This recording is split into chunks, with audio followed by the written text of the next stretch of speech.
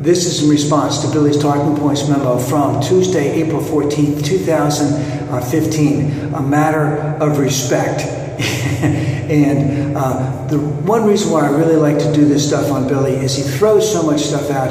It's really arrogant. It's really condescending towards the president.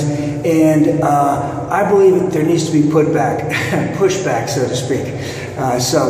This is one of those ones where I just feel he's throwing out just an incredible amount of crap. So let's get to the beginning. So he brings up ISIL, he calls it ISIL, at the beginning in terms of an animated video which they have out showing them decapitating the president. He won't show it, but it is on the Fox News website. I don't even need to see it. I don't care about it. It seems, again, like another recruiting tool for ISIL. ISIL is not decimated, but they are still hurting. We are still attacking them. I believe we recently took back Tikrit. That was basically the Iraqis with Iranian help, with a modest amount of help on our part, if we gave any help at all. It will be a long time. President Obama said approximately a year ago, I believe in June or July, that it would be at least, it would take a couple of years to get rid of them. And the big thing is that I want to point this out, is that Billy's had nothing to say about ISIL for the last couple months. Nothing specific. He just says, that we could take care of them in one day if President Obama would have the balls to send some more Americans over there to be killed.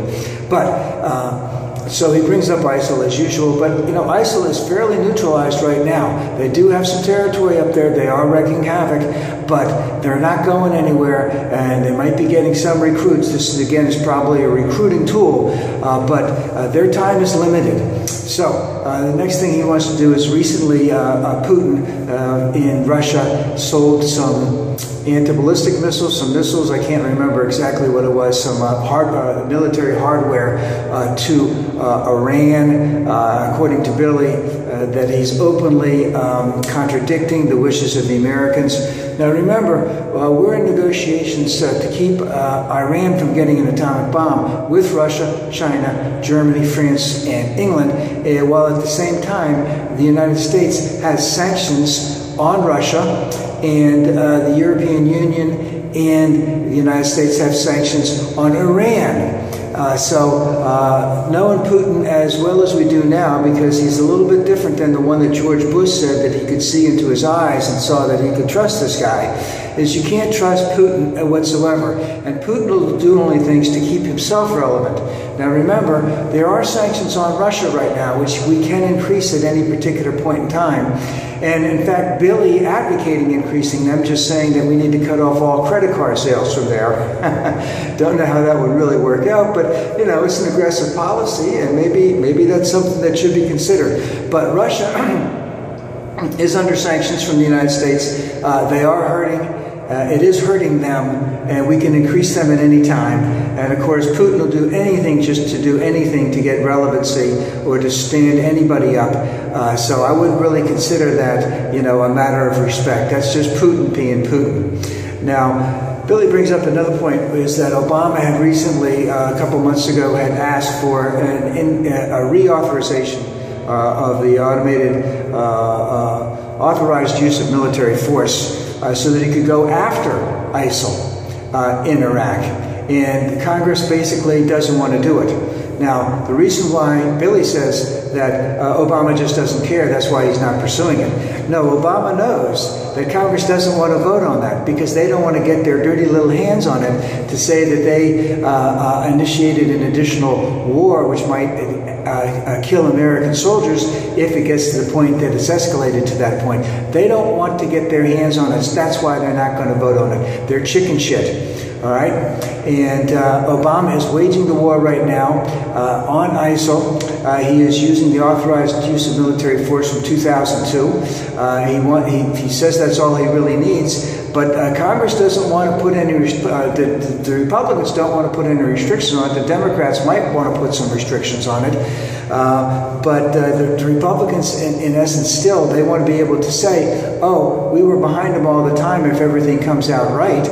But they don't. But if they sign an authorized use of military force and things go wrong, they don't want to be able to say, "Oh, we had anything to do with that." So it has absolutely nothing to do with respect for the commander-in-chief.